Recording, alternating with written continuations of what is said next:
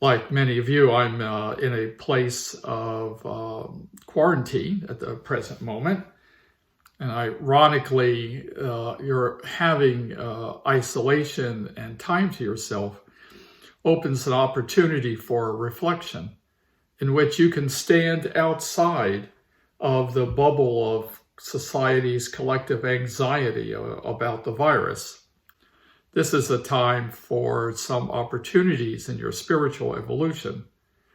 And it's an excellent time to reflect from a spiritual perspective. And I may have a divergent point of view, but I think that the virus has a right to exist. I think that it's a neutral thing, a regular part of the natural world like other viruses. Epidemics of sickness have been happening since the beginning of time, especially happening in the ancient world.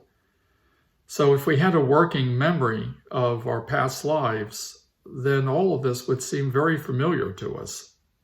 There is a lot of advice being offered to us that attempts to shape our reaction to the virus, and it's easy to stay in a state of constant anxiety. Someone might begin to think that the onslaught of the virus is about something, that it is about us in some way. Maybe the virus is just about the virus. I've heard people say that there is something dark or evil about this virus. I believe that ideas like this miss an important point. What seems to be happening is that people are projecting their own fears and insecurities onto how they think about the outbreak of the virus. It's an echo chamber of human projections of worry and fear.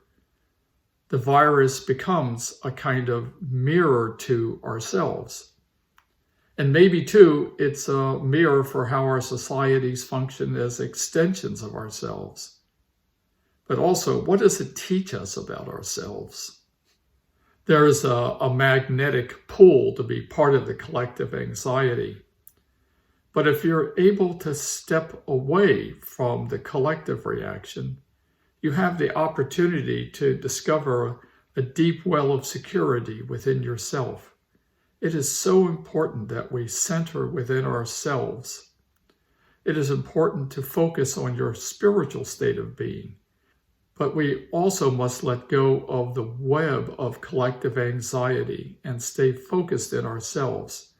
Maybe the most useful thing you can do is to maintain balance within yourself, observe yourself, and stay in balance. Because in this way, your balance and your sense of well-being influence everyone around you so that they can find their own state of well-being and balance.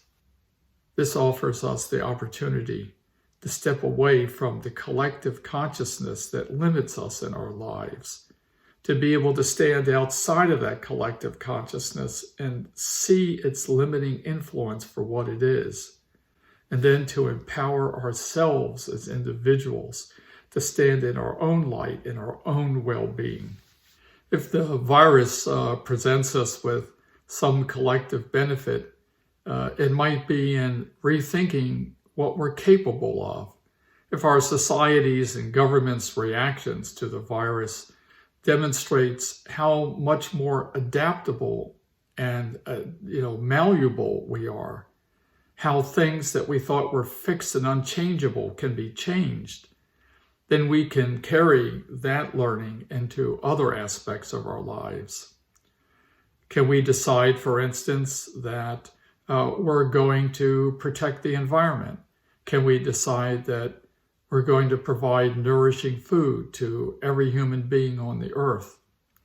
What it takes is focusing our intention and engaging our energies to work together. This is a possibility that maybe emerges after the outbreak of the virus has passed us by. Our collective challenge is not defeating the virus per se. The virus is part of the natural world.